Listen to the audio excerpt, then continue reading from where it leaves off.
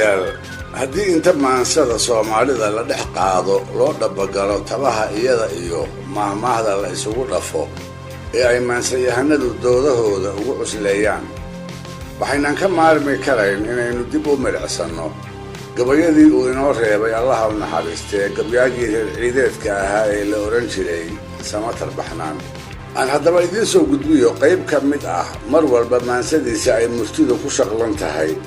aanna idinku jalbeebiyo sida quruxda badan ee tixiyeysa qaarkood uu ugu adeegsaday laba maahmaahood oo ay soomaalidu aad u taqaan midda koowaadi waa tii ahayd dawdya rageed midba maalin qaawan oo ah maahmaahayna baraysa inay dunidu meerto tahay oo jabka iyo guuldarradu aanay ninna si gaara ugu xukunayn barwaaqada iyo baraaraha joogtada ahayna aanay mid kale u qorayn maanta qofka ladani berri iskuma hubi karo haatan kii laalaadana ma aha inaynu u malayno sidiisaas inuu ku waari doono sidaa darteed waxaa habboon inaan marnaba waayaha la isa siin oo kii markaa baraaro joogaa uu kan tabaaraysan u gurmado dhulkana uu ka qaado hase ahaatee inkastoo ay taasi jirto aadna moodo inay tahay waayo aragnimo runnimadeeda uu aadanuhu sabaanno hore ka faraxashay haddana lama waayo dadka qaar iska dhaga tira oo u maamusha sidii iyagoo samaan iyo badbaado joogto ah wareegga ayaamaha kula ballansan maansayahanada soomaaliduna in badan bay maansooyinkooda fikraddaa kaga hadleen iyagoo ugu dardaarwarinaya calooshilla cayaarka sareedada uu maalintaa haysto go'aamadiisa oo idin ku sareeya dabadeedna intuu kibirtaabto qaraabada jilicsan iyo dadka liita aanu gargaarina ku tunta haddii uusan ku tumanna is-ilowsiiya amaba goomooni ku garamara allah u naxariistee gabyaagii soomaaliyeed ee magaca weyn lahaa sayid maxamed cabdilla xasan ayaa ka mid ahaa maansayahanadii goor hore inagu wargeliyey isku hadlaynta wareegga ayaamuhu inay doqonnimo un tahay tuducyo ku jiray gabayadiisa dheerdheer midkood ayuu sayidku ku bilaabay cirkaan di'in abaar daaliyaad dunida oo qiiqday dayax ururta daariga ka maray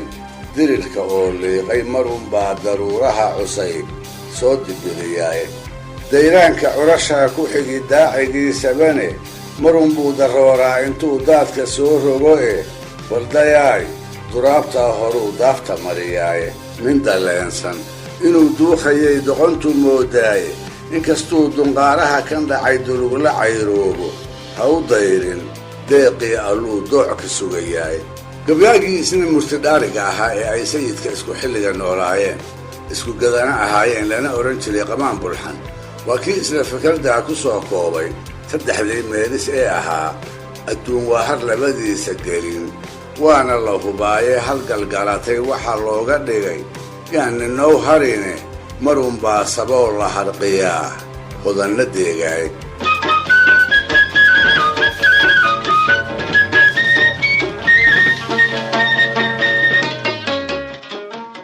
haddaba murtida ay xambaarsan tahay maahmaahdii ahayd bawda rageed midba maalin qaawan isaga oo garowsan ayuu samatar baxnaan u gebiyey niman ay hilba ahaayeen oo kol uu isagu tabaaraysnaa iyagu barwaaqaysnaa dhaqan ahaan maantaa oo kale niman ay ahayd inuu hiil iyo hooba ka helo ha yeeshee aan midna ila soo ordin dabadeedna nabsiga intuu fadhiga ka kiciyey ayuu ugu dardaarwariyey halkii uu maantaa joogay in sidii la arki jiray ay iyaguna ku dambayn doonaan sidoo kale intuu nimankii dhaawaday ayuu ugu dambaystiina wuxuu ku ducaystay iyaga oo dandarraysani dayrta dhow inay u soo baahdaan iyadoo markaa uu isagu ka soo kabtay dhibta hadda haysata ee ay ku fiirsanayaan maalmahaas gabay uu arrintaa ka tiriyey tuduc ka mid ah oo mahmaahdaas aynu ka aqoonsan karayno ayaa wuxuu ahaa bawdada raggaba maalin bay dani bannaysaaye nin barwaaqo seexdaba wad baan laga badhiinayne idinkoo bukooda iyo anoo baarax nabadeeda oo aan bogsaday shuushku waa naga baxayaaye oo ay barraani u kulmaan beliya raaskiinnu rabbi waxaan ka beegsanahayaa biligta dayreed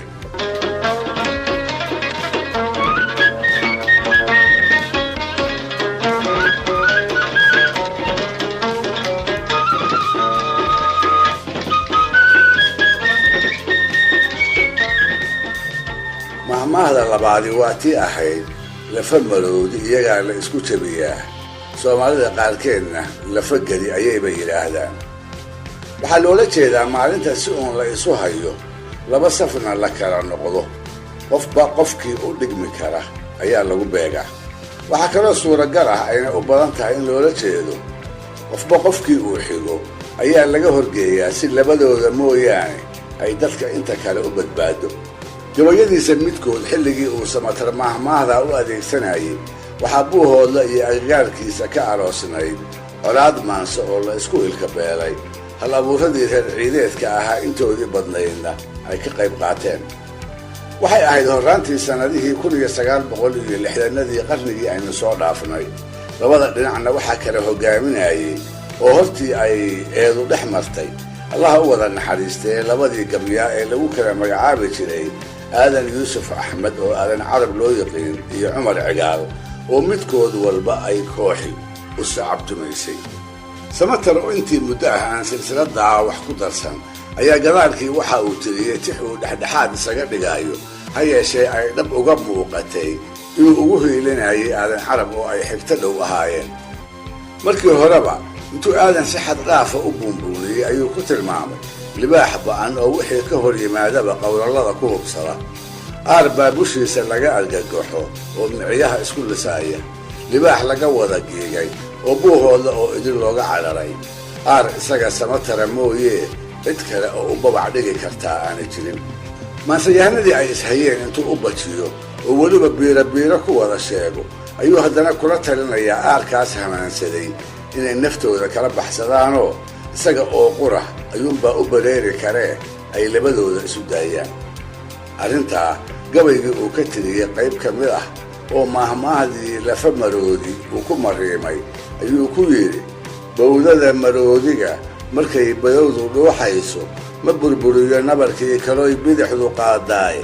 biixida tagoogada horaa lagu budeeyaaye ogow balaba baladii xigtaa la isku beegaaye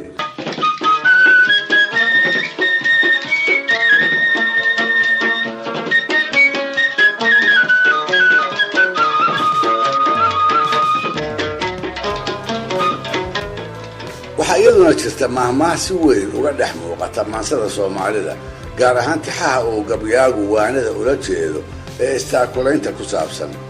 waa mahmaahdii ahayd gacmo wada jir bay wax ku gooyaan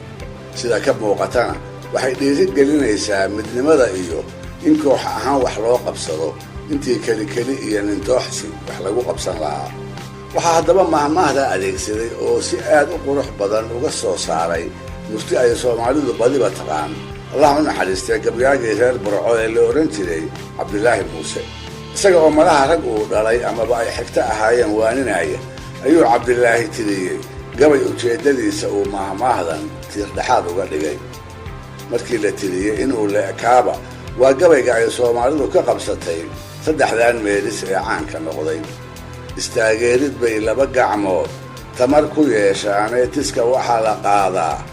markay tiirisaa bidixe hadday midigtu keli taagan tahay tahar ma goyseen